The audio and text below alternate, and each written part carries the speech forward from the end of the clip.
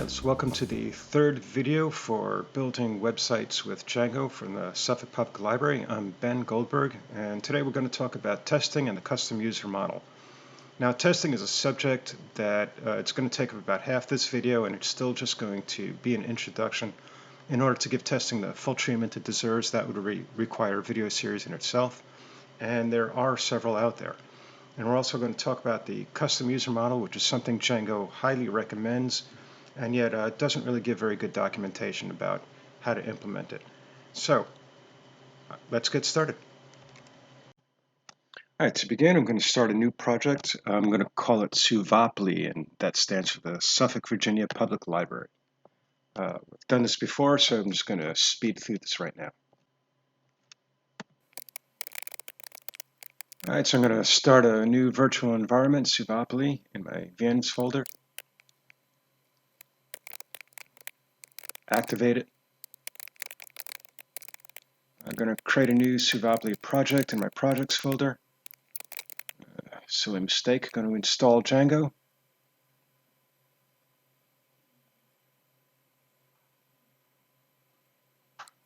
Now with Django installed, I'm going to take a detour and upgrade my pip. Quick typo there. One more time. All right, now with Django installed, I'm going to start a project SUVAPLI inside the SUVAPLI root folder. All right, so next I'm going to create an app, and this app is going to be a project status displayed board, and I'm going to call it ProsDib.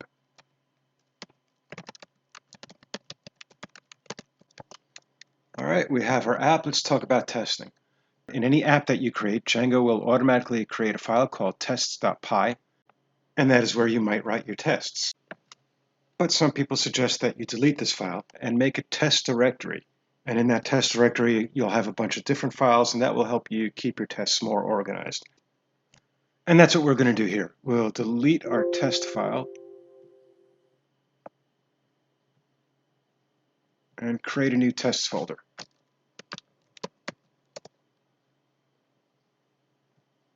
And then that will create our first test file. Now, the reason we've made a whole directory is so we can break our file up into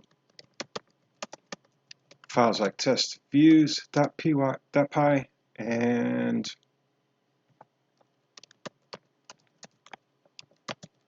testmodels.py. And that should be test, not tests. There we go.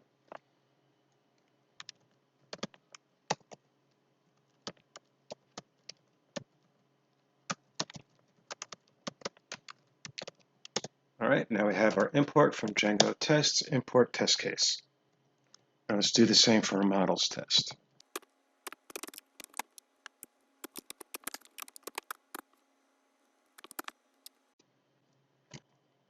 All right, to write my first test, I'm going to create a class, which will be a subclass of test case. And in this class, I'm going to define a few tests. Now, any test method or function that you write has to be named starting with the word test, or else Django won't run it. Now, the first thing I want to do is I want to call a client, so I'm going to import client.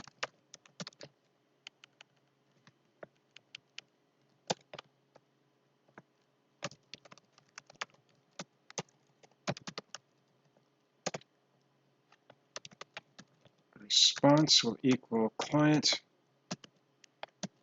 get ProsDib.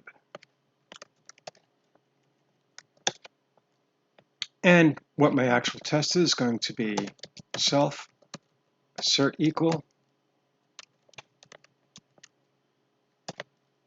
status code equals 200. All right, so there's my test. All right, let's go and run these tests, or run this test. Go back here.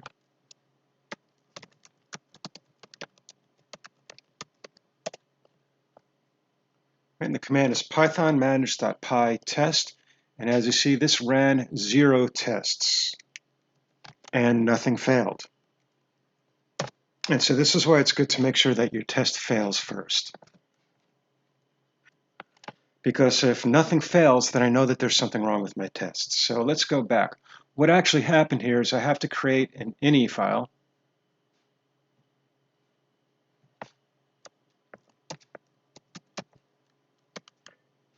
Or init file. And I think that's all I have to do to actually make the test run. So let's see.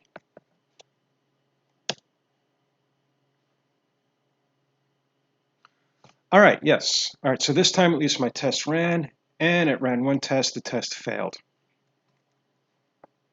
So let's go over quickly what you need to make these tests run.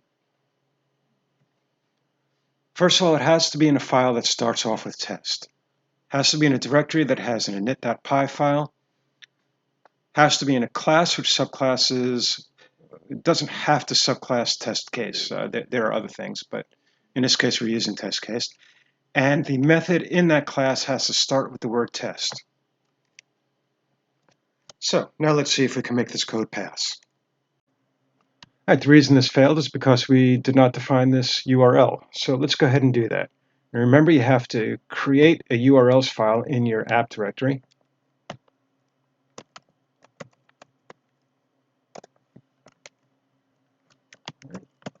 From Django URLs, import path.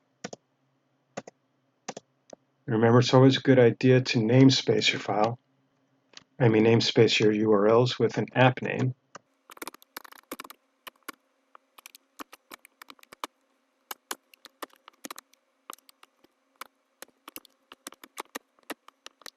Now, I'm not putting prosdib here. That's going to go in the project level URLs.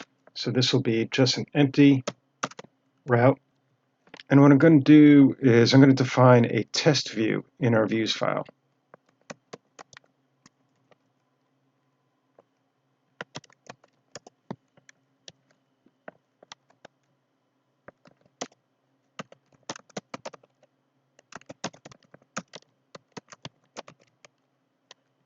Say, haven't actually created that. I'll go ahead and create that now.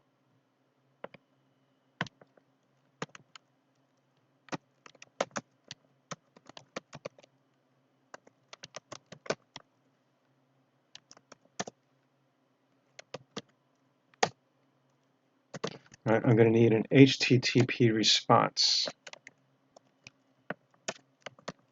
I'll have to import that from Django, HTTP, import HTTP response. All right, so that should satisfy my URLs file, but I need to do one more thing. In fact, if I run the test right now, we'll see that it still fails.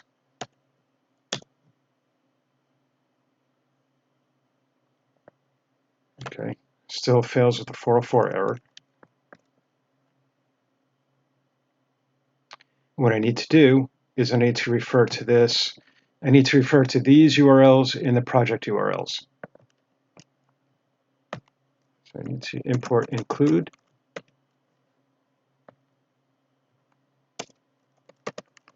And this is where I define prosdib.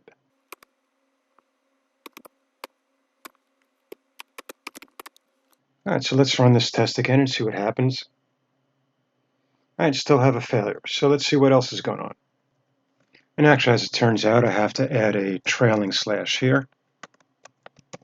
I had to do a little bit of testing while the video wasn't running just to make sure, just to figure that out. But let's see.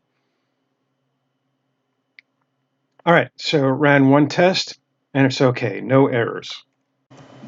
Now, earlier I said that it doesn't have to be test case.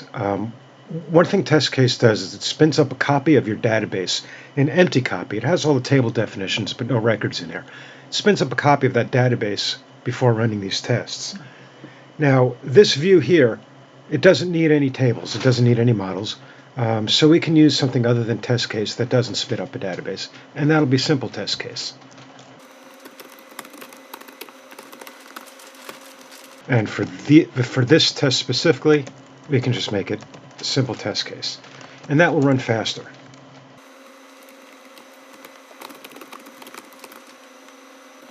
Now I'm going to stop talking about testing the view for a moment and go into testing models. Now this app is a project status display board. Now when I say project here, I'm talking about the projects that we're working on at work. I'm not talking about the Django project, so hopefully there's no confusion being caused by the fact that I called this a project. Now if we're doing test-driven development, then the idea is to write the test first and then write the code to match the test. So let's test for the creation of my project. Now certainly if you're testing models, you have to have a database. So I'm going to write the first class, project tests.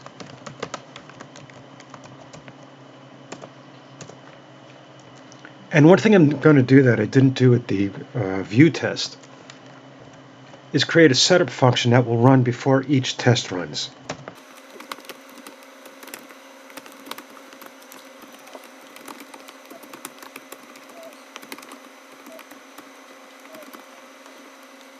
Now remember, this is not a test. This is something that's going to run before the test. So now I have to define a test.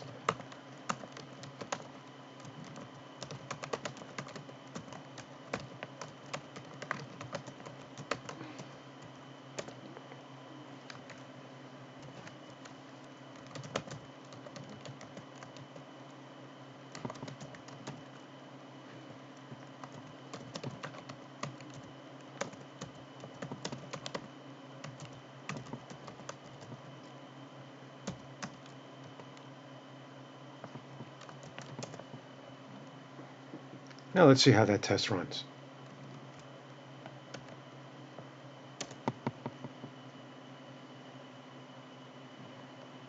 All right, both tests ran.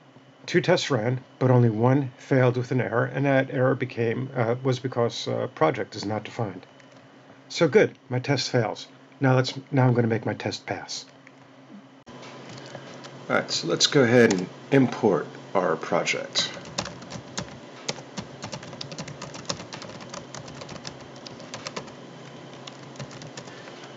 Notice the double dots here. That's because tests is in a directory. So the first dot gets me out of the test directory, second dot gets me here and points to our models. If I run this test here, of course,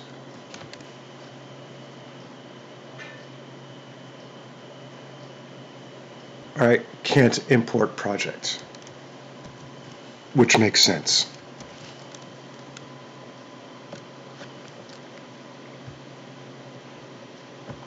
So let's create our project.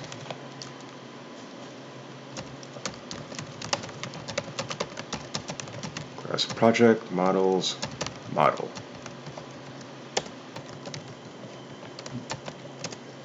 All right, let's run our test again.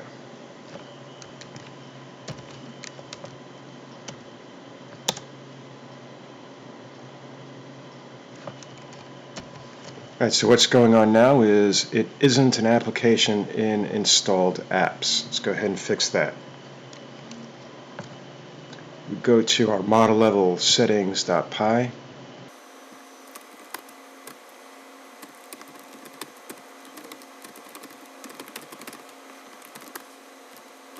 And run the test again.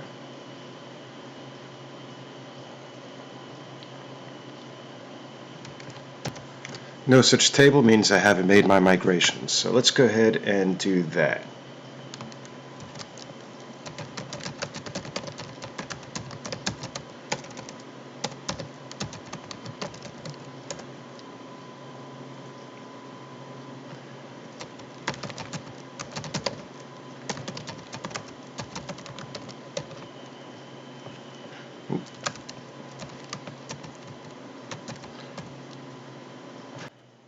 Now, earlier I said I almost never designate the app when I do my migrations, but this time I will because there are other migrations that were automatically created, and I don't want to run those migrations yet. And I'll explain more about that later. And I'm going to run my test again.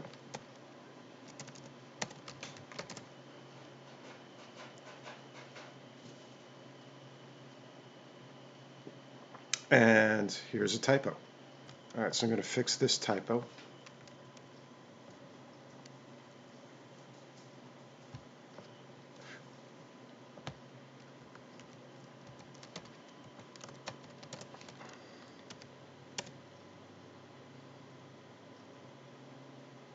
All right, and now we have a passed test. This method where you write your tests first and then you write the code to make your you write the test first, the test fails, you write code to make your test pass. That's called test-driven development. Now, not everybody does it that way. And one of the disadvantages of doing test-driven development the way we did, back when I was typing out project objects create, my IDE had no idea that a project was supposed to be a model, that it had an objects manager, that it had a create method. So if I'm working with an IDE that does all that stuff, I lose the advantages of auto-completion. So not everybody does it this way. Some people will write the models first, then write the tests, some variation of it. So there are different approaches to testing. Now, so far I have just scratched the surface of testing. There's so much more to talk about, and I cannot cover all that in this video. Not only the other variations or other approaches to testing, but so many more tools that Django and Python offer for you to run your tests, including tools where you actually spin up a browser and you can watch the browser in action while you're running your testing. Now, as we go on with this video, occasionally I'll show you some of the tests that I'm running, but I'm not going to spend as much time talking about tests because we have to get on. All right, testing is one rather tedious topic, unfortunately, and right now I'm about to move into another one. And what I want to talk about now is customizing your user model.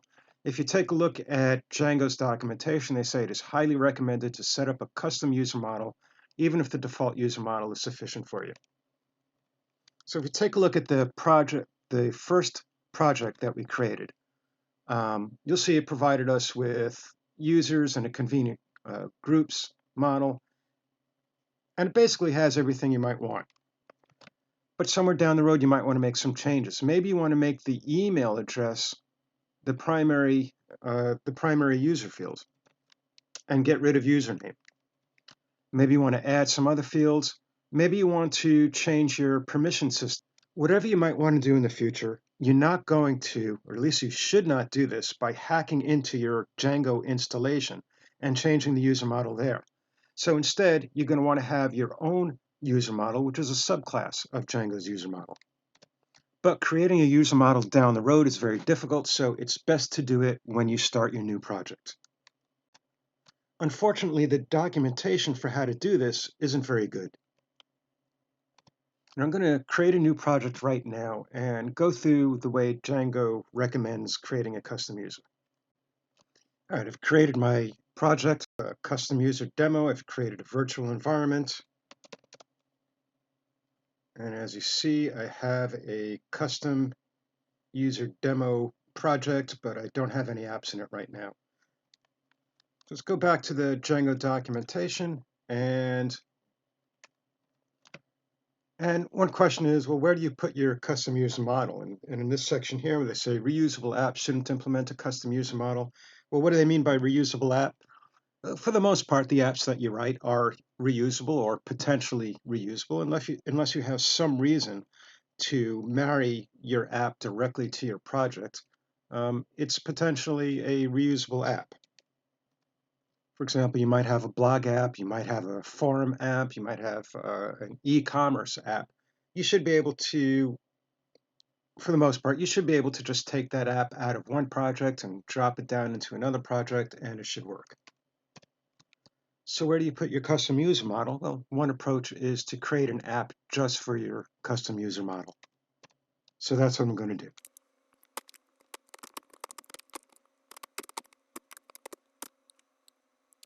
So I've created a new app and I'm calling it Custom Auth. I'll go back to Django's documentation. I'm going to create a very simple user in a models file for our app.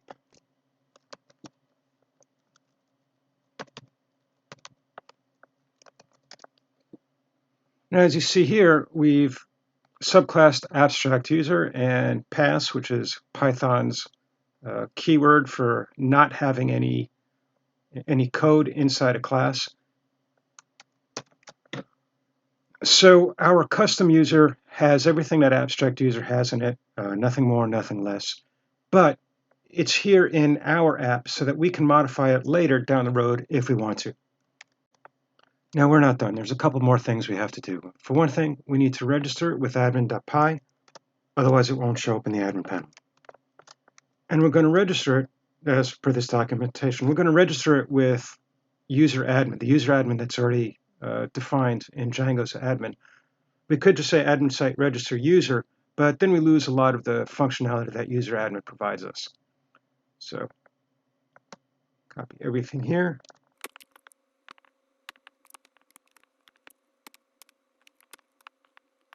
And the next thing we have to do is we have to tell our project that this model that we just created is the auth user model. So we go to settings.py. I like to put it down here with the password validation.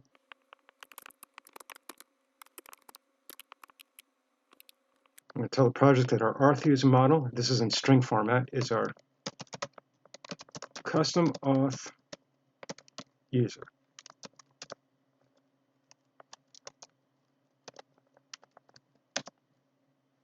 And also, since we have to reference our custom auth app, we have to tell our project that it is one of the apps that's installed.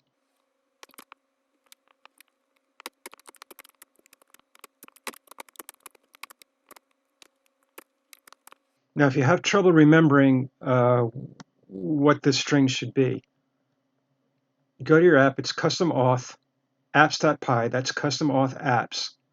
And then in custom auth apps, this class, custom auth config. That's what we put in our settings.py file. And that should be enough for us to make our migration.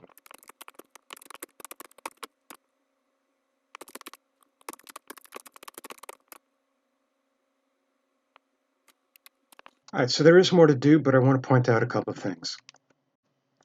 The main thing I want to point out is that this is where you can make your migrations. You've defined your models in your custom app, and in your settings, you've told it that the auth user model is your custom user. And of course, in order for this to work, you've put it in installed apps. Once you've done that, you can make your migrations, and everything else you could do will work just fine. And now that you've made your migrations, this is where you can create your first user.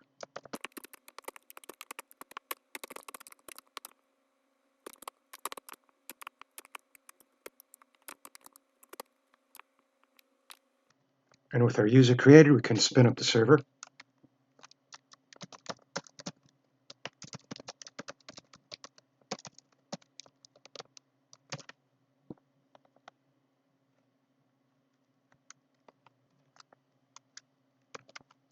And go to admin, and we should be able to log in.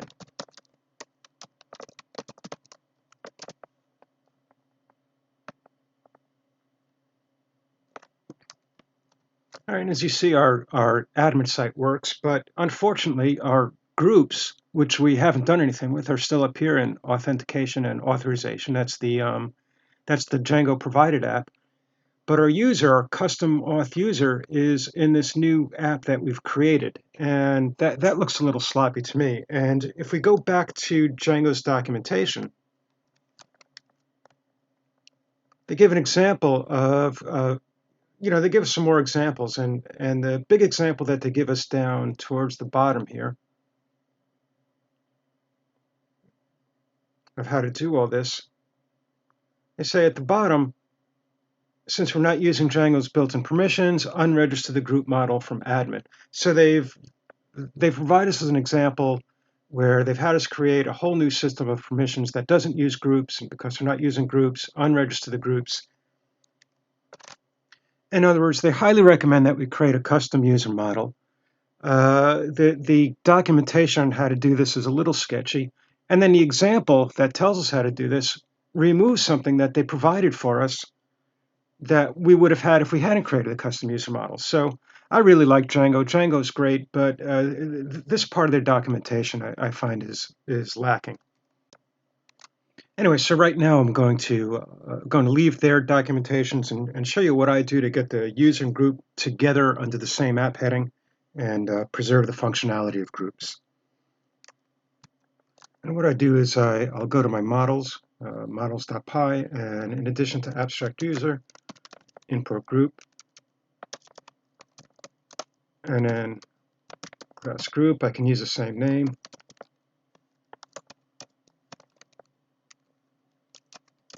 Now back to admin.py. I have to re-import group here.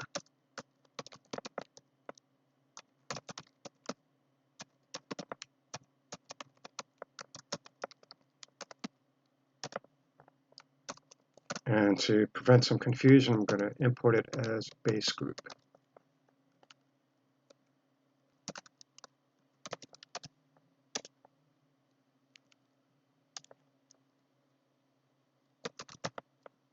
All right. Now I'm going to unregister the base group.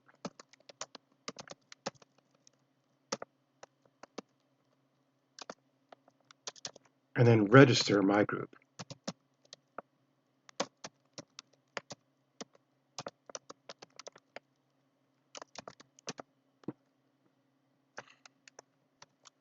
All right, if we refresh, and now groups and users are together.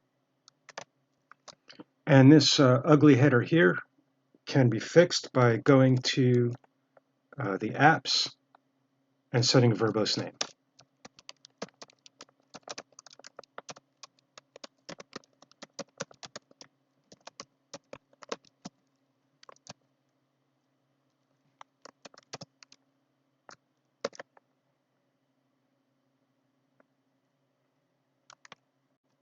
Now, what remains to be discussed is how do you reference your custom user in your apps? For instance, let's say you have a model and you want a created by field in your model, and that created by field is going to be a related key to the user.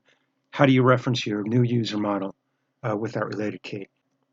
And we'll discuss that in just a bit, but for now we're going to leave our custom user demo project and move back to our Suvapoli project. All right, there are different approaches to how you customize your user model and how you handle authorization and authentication. And as far as our display board app goes, it doesn't really matter that much what you use as long as it works.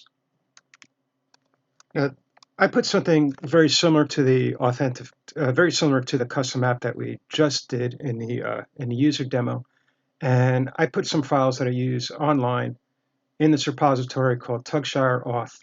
The name Tugshire is just a name I came up with. It's an anagram for righteous. But if you go to Tugshire Auth, you can download the code that I made.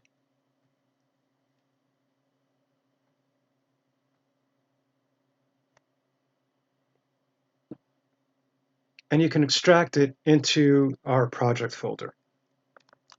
Project folder is Suvapoli. It's a project root folder is Suvapoli. We'll extract it there.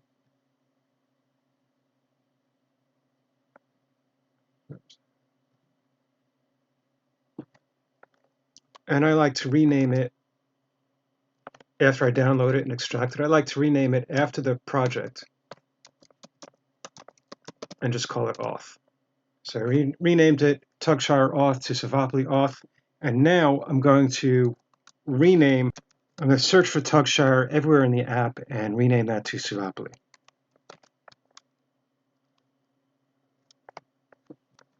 All right, so I'm going to hit Control-Shift-F, search for Tugshire, expand this, and replace it with Suvapoli. And if I check this, I believe it will capitalize everything for me in line. Let's make sure of that. So yes, it did. As you see, it capitalized Suvapoli where Tugshire was capitalized. And I'm going to go ahead. I think I can click this and replace all. Now this app here is in our project root folder, and as far as Django is concerned, it doesn't know the difference between an app that we copied and pasted into our root folder and an app that we started with the start app command, as if we had used the start app command and typed all of this out. All the same to Django. And because it's all the same, we still have to go to our settings file and do everything that we would have done had we typed this all out. We need to tell the installed app that it's there. Now, order does make a difference sometimes. In fact, if you find some head scratching errors, one of the things that you might look into if you have apps that depend on each other is to make sure you put the apps in the right order. I like to put this in after contrib auth and before any of the apps that I've developed.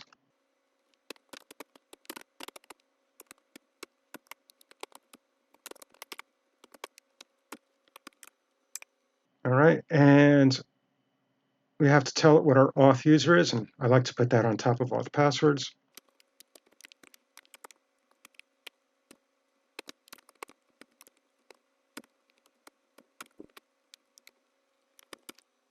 And that's the name of the user model that I have in the models.py here. So let's continue developing our app. If we go up here to our prosdib models, as you see, we created an empty project just for testing earlier. Let's start out, let's fill this in. So the project is going to have a name.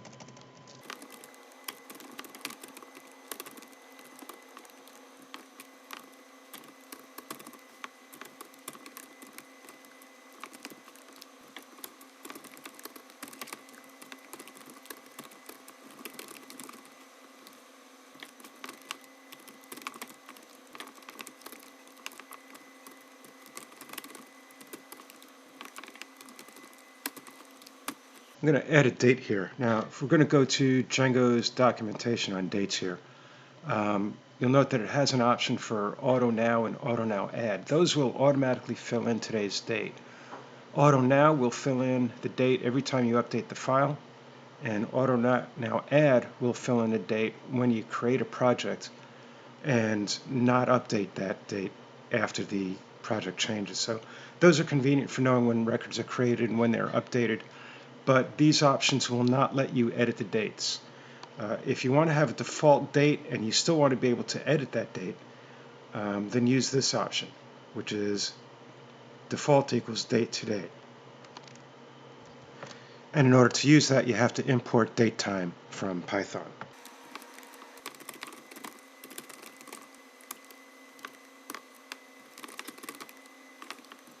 Today is a function, and you may have an urge to put your parentheses after the function name, but don't do that because we're not providing the value of the function here. We're providing the name of the function, so it could be called. It's a little confusing, but in this case, don't put the parentheses here.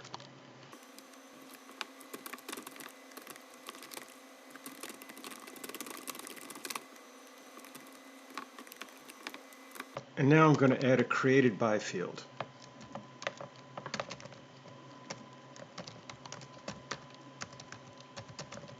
Created by will be a model's foreign key. In our models, Django suggests that when you're using a foreign key or many-to-many field, you use the auth user model setting. So it would be, in this case, they're using author. And the author will be a model's foreign key to settings auth user model.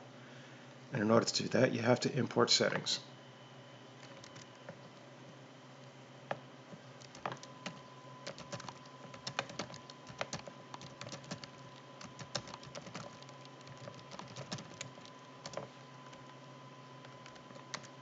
So our model's foreign key will be to settings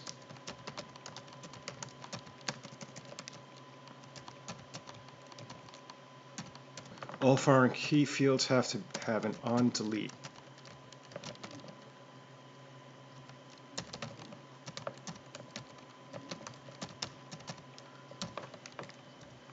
Some of your choices for this field could be cascade, But cascade means that if I delete the user who created this project, then that will automatically delete the project. I don't want to do that.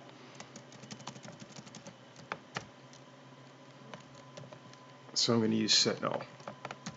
In order to use setNull, I have to have null equals true. That allows me to have a null value here.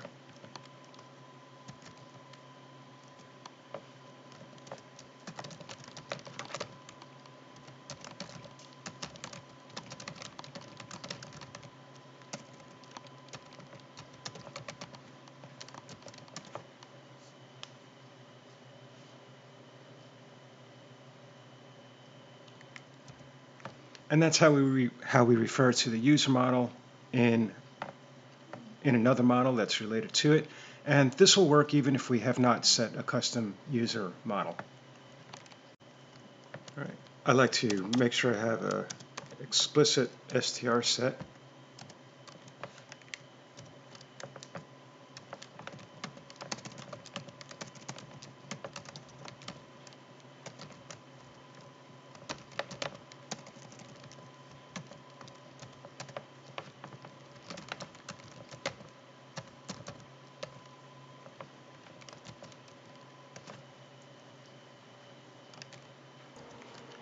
And also to your models, you can add a meta class.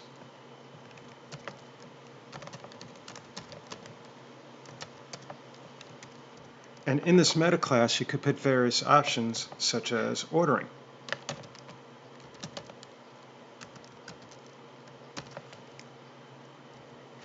In this case,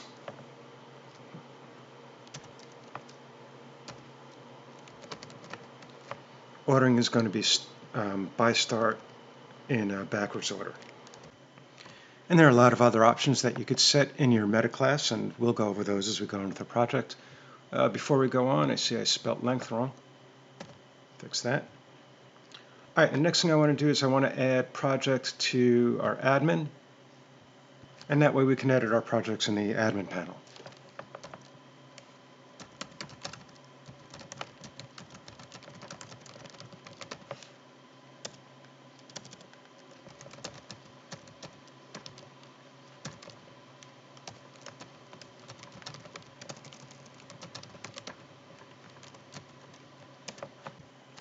All right, with that, I'm going to go ahead and make my migrations. As a side note, by the way, I can do a lot of this stuff right here in the terminal. I just prefer to use the command so I have the whole screen.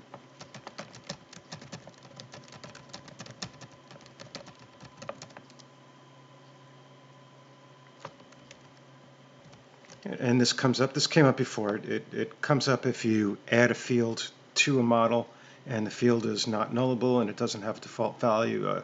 Django says, well, what do you want me to use for any models that already exist? And I'm just going to leave it blank. So option 1, I'm going to provide a default, and that's going to be blank. It's happy with the migrations we've made. Let's go ahead and migrate.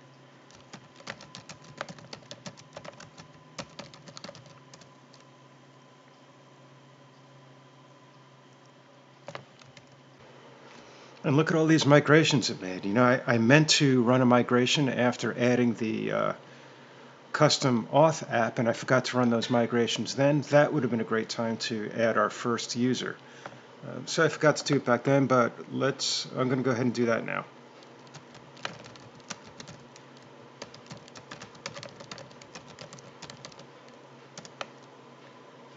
All right.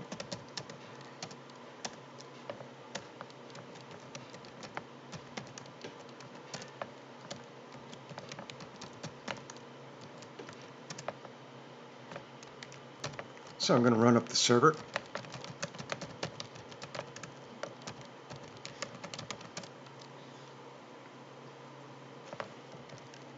And take a look at our admin panel.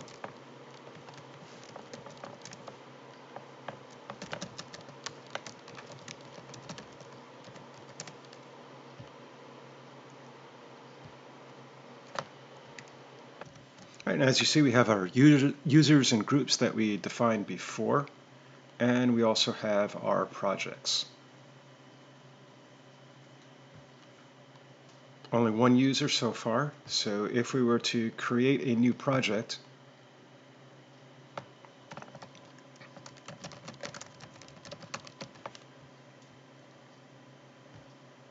we could see that we have one choice of who created it. And we can set a date, but it did put a default value of today. Add another project. And let's say we make this date somewhere in the future.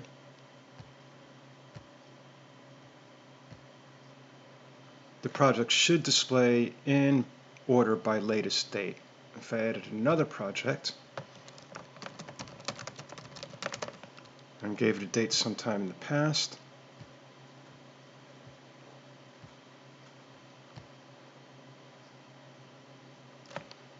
and you see it's not in order of when we actually created the projects, but in order by the date that we assigned to it. And I'm going to wrap up this video here. I was hoping to get a little more done, but I took a long time talking about testing and the custom users, and those are pretty dry subjects. This video is probably a bit longer than most people want to tolerate anyway. All right, so see you at the next video.